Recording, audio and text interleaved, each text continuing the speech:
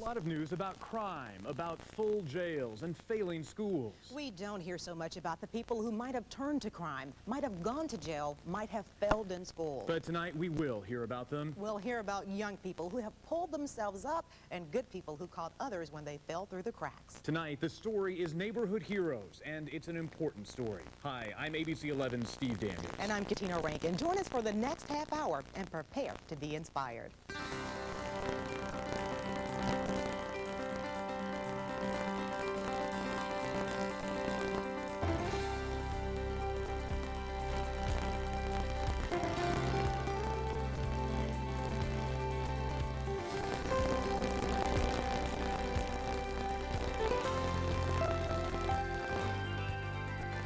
What is ABC 11's Jefferson Award for Public Service? The award was named for President Thomas Jefferson and recognizes often unsung volunteers. And tonight's winners will automatically be entered in the National Jefferson Awards competition, the highest award a volunteer can win. They'll also receive this bronze medallion. That's a switch. Tonight, we do the giving. The volunteers we honor tonight are remarkable for their ability to give and give and give. They don't just find a few hours, they find a few dollars, giving us a full-time occupation for tonight's winners. Each has devoted his or her life to changing the course of other lives. Their stories in a moment, right after these messages.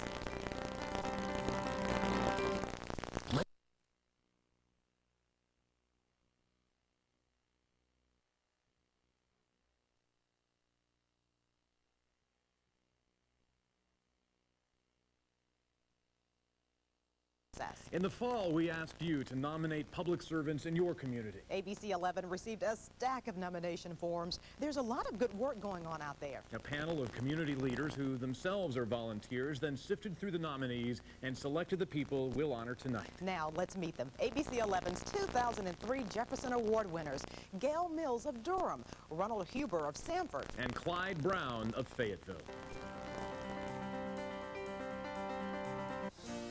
Clyde Brown is not going to let a little hip and back trouble stop him from doing what he's been doing for most of his life, helping out, whether as a job in his younger years or as a volunteer at his church in Fayetteville, the VA hospital, the American Legion, an orphanage in Oxford.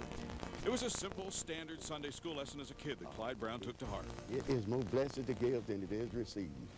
God blesses a cheerful giver.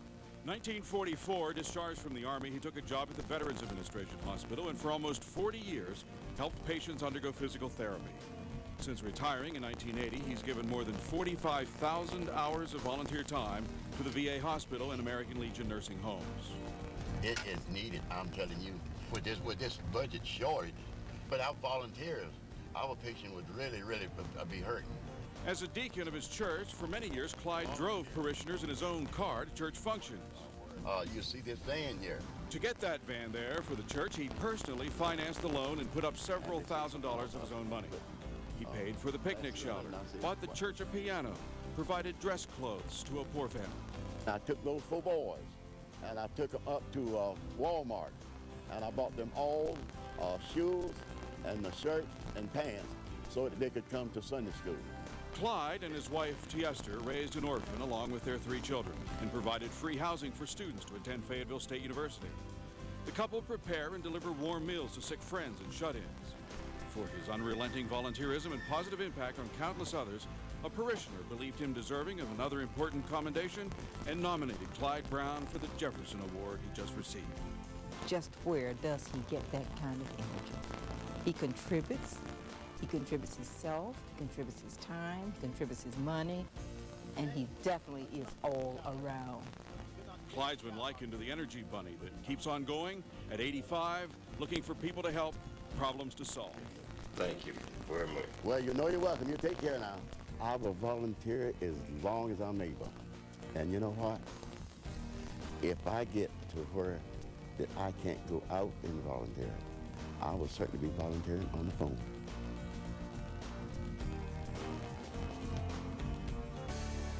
As a founding member and president of the Stevens Foundation in Sanford, Ron Huber is the do-whatever-has-to-be-done guy at the agency's all-volunteer center for the mentally and physically challenged. So you're going to walk today? Yeah. There wasn't a place for them to participate once they left the high school setting. He makes the phone calls, Well, I thought you were going to help with the water. Seeking funding and looking for volunteers to teach here or provide transportation to and from the center and to activities such as the Special Olympics. Thank you for your ride. Huber presides over an ambitious program offering arts and crafts for development of motor skills, therapeutic gardening, a gymnasium for fitness training. We try to emphasize with them as with ourselves. We all have talents, and we all have weaknesses. Forget about the weaknesses, work on the talents. Man, you're doing a lot better today. The center is named for Jane and Vernon Stevens, who donated the land for the center, although, coincidentally, a childhood summer camp acquaintance named Stephen raised his awareness of the needs of the developmentally challenged. We taught him how to do laundry and how to clean dishes and how to cook. I really think that because Stephen touched my life, that was a tremendous opportunity for me. Stephen in his childhood also prepared him for his future as a father of a mentally disabled child. In helping their daughter Ann lead a normal life, he and his wife established a Girl Scout troop for the mentally challenged and later a Boy Scouts troop. For his devotion to helping persons with disabilities, Huber's a recipient of the Jefferson Award this year. This is unreal. Thank you so much. He was nominated by a volunteer at the center. He believes these people can do things more than what they've been able to do before, and he gives them the opportunity to do it, and they do it, and we keep seeing success stories. And The thing about volunteering here, he says, you just feel overwhelmed by the glow that's coming from them because they appreciate everything that you're doing. Are you tired? A little. Little tired? Yeah. But you're determined. Yeah.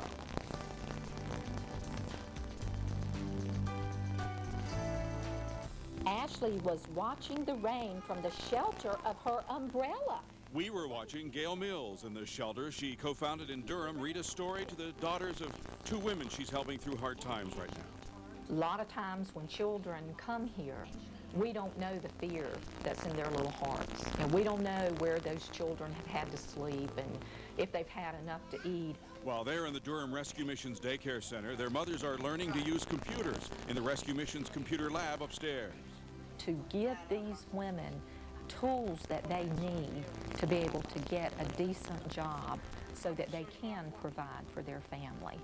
As the number of homeless women continues to rise, Gail Mills is front and center in an effort to handle that increase. She and her husband, Reverend Ernie Mills, moved from Winston-Salem to open the Durham Rescue Mission 30 years ago on a calling. He just said, the Lord's leading us to Durham. On faith, for richer and for poorer, she agreed with his plan to spend everything they'd saved to open a shelter for homeless, alcoholic, drug-addicted, down-on-their-luck men. We were the staff. Mom and Pop had to do it all, but the ministry has greatly outgrown Mom and Pop. Over the years, the nonprofit mission expanded to include women overcoming drug or alcohol abuse, in need of food, shelter, clothing, and marketable, good-paying skills. When they get a job making $11, $12 an hour, and they're used to $5.15 an hour, boy, they think they've got everything. With the recent purchase and renovating of a once crime-infested hotel, the Durham Rescue Mission will be able to triple its facilities for women and children, offering spiritual guidance and parenting, housekeeping, vocational training in the renamed Good Samaritan Inn. Gail gives the future residents tours of the 130-room inn expected to open in October. Now, this room can be used for 3 single women, or it could be a mother with 2 older children. The hotel's old bar will become the computer lab, and there will be daycare, sitting rooms, library. Exercise room. Now we're looking for a jacuzzi. The mission's development director, noting her 30 years of public service, nominated Gail Mills for the Jefferson Award this year, which I was happy to present. Yes, thank you so much. That is beautiful. She just really gives of herself. She's always pleasant in doing it. She truly typifies a person that puts others before herself. I will treasure this. To all of tonight's Jefferson Award winners, congratulations and our deepest thanks. Thanks for giving. Thanks for making the heart of Carolina a better place to live. We'll be back in just a moment.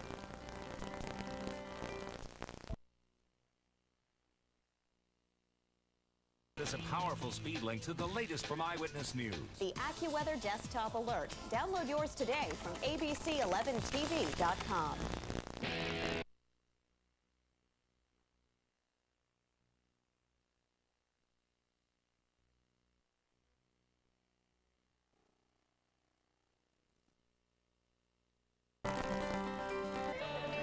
20-year-old Deanna Enrique came to America on her own more than 5 years ago in search of a new start and education. Her original plan was to return to her native land, Mexico. However, upon arriving to the U.S., she decided she wanted to work and further her education. I went and looked for a job, and I was cleaning houses. I was taking care of the kids and all that stuff. A few months after coming to the U.S., Deanna began living in foster care through the Department of Social Services. She's also extremely grateful to have Ms. Linda Carmichael as her school counselor. Ms. Carmichael has known Deanna since the 9th grade and says she truly is a diligent student. Well, Deanna has never stopped learning, and she's always been persistent and never given up. Another thing about Deanna is that she helps other people. Deanna's motivation to succeed has earned her the possibility of graduating early from Southern High School, and she is already pursuing enrollment at Durham Technical Community College. Upon graduation in May, Deanna will have to move into her own apartment, but she's keeping a positive outlook in regard to her future. Which is going to be a little bit tougher going to school and working, but I know I can make it.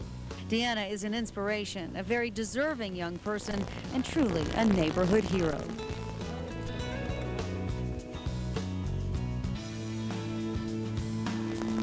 Crystal Evans was born 10 weeks premature and was diagnosed with cerebral palsy.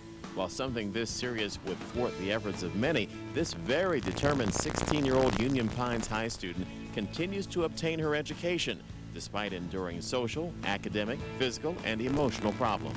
If you get as far as I am, then I've only got like 1 more year.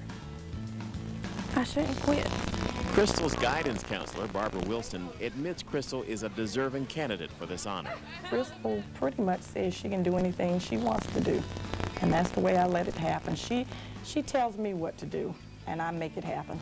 She's a very strong, standout student in a very silent way. Crystal has accomplished a great deal since infancy. She now drives and loves spending hours volunteering at the Sandhills Children's Center and is very active also in her church. Crystal's time at the center is extremely meaningful because she too has attended the center in the past. It's fun. You get to be around kids that like look up to you. After graduation, Crystal plans to attend Sandhills Community College and obtain her degree in childhood development. Crystal's wonderful smile and perseverance inspire us all, and her life has been a learning experience for all who know her.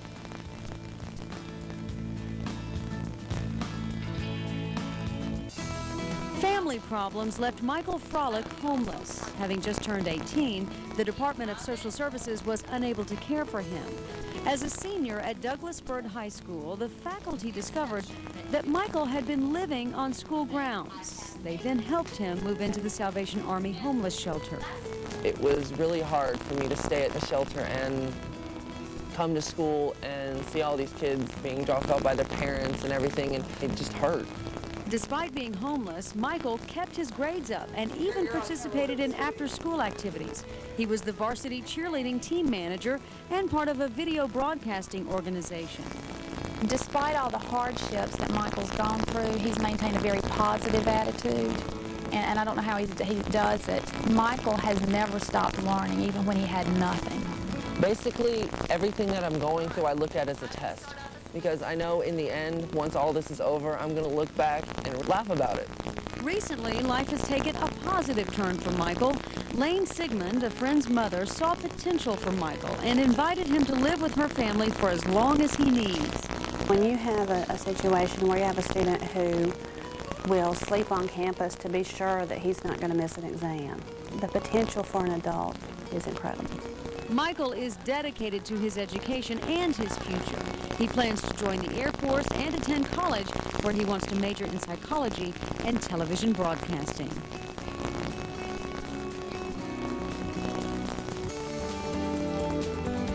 At first glance, Megan Gilliam appears like any other student, but at a closer look, one can see her difficult journey.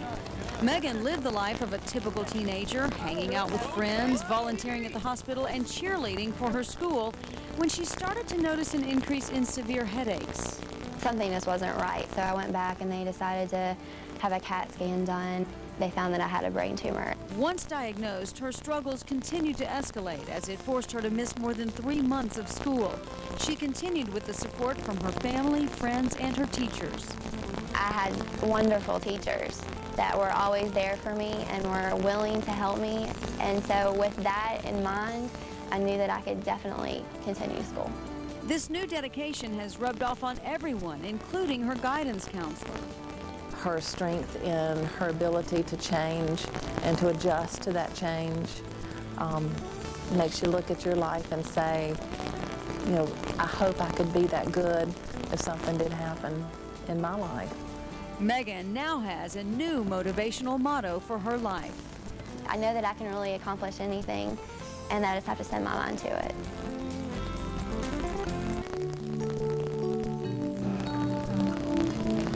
Tashana Jones is not your average senior at Eastern Wayne High School. Tashana was born with cerebral palsy. However, she does not see her condition as a burden. She sees it as a blessing that has allowed her to impact many different people's lives. It's a gift that comes from God. I don't know why he chose to give it to me, but he did. She's a student that just captures your heart. She makes you thankful for every gift that you have. Tashana was faced with tragedy in 2001 when her mother passed away. Despite it all, Tashana remains positive and she relies on God and her family for strength and motivation. She is a student that could have given up as a freshman or any time during her career, but she doesn't. She has an inner strength. Tashana was recently inducted into the National Honor Society. With the exception of her assistant, Sharon Carter, who meets her physical needs, Tashana meets the same requirements as any other student. I have to do the same work all the other students do, and I earned my grades, and I have earned my grades for the last 12 years, and I've earned my spot in the National Honor Society. She's a student that never stops learning, and we'll never stop nominating her for these awards. Tashana plans to attend St. Andrew's Presbyterian College in the fall. Her future goals are to be the best person she can be to everyone around her, because she knows this will make her mother proud. Never Stop Learning is more than just a slogan here at ABC 11. Tonight, we at ABC 11 get out our checkbook and award each of our student winners a $1,500 scholarship. It's our great pleasure to help such focused and determined young people fulfill their dreams of higher education. We'll be back in just a moment. Tonight at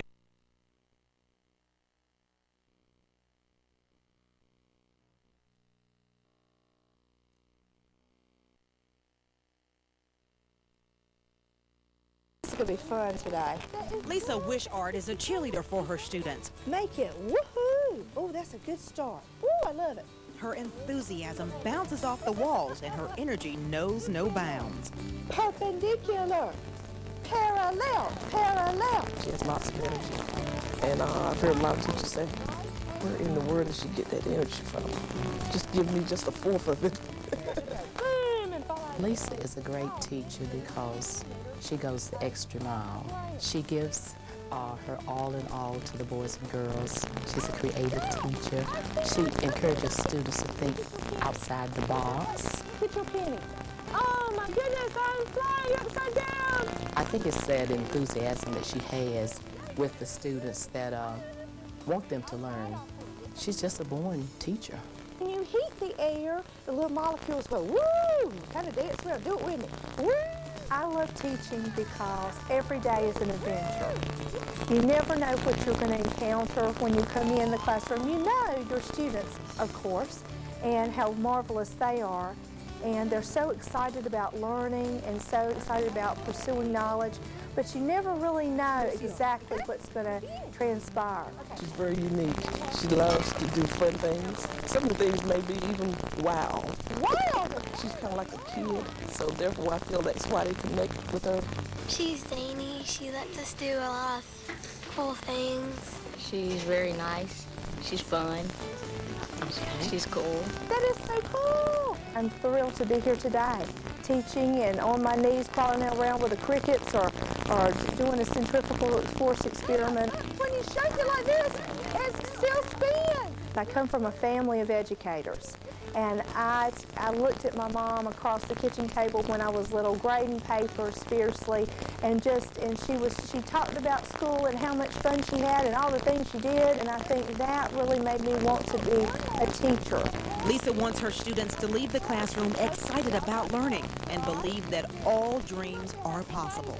I think it's very important that students pursue their dreams and take with them the love of learning, but also believing that anything is possible and they can achieve anything if they work hard enough and put their whole self into it, that every dream is possible.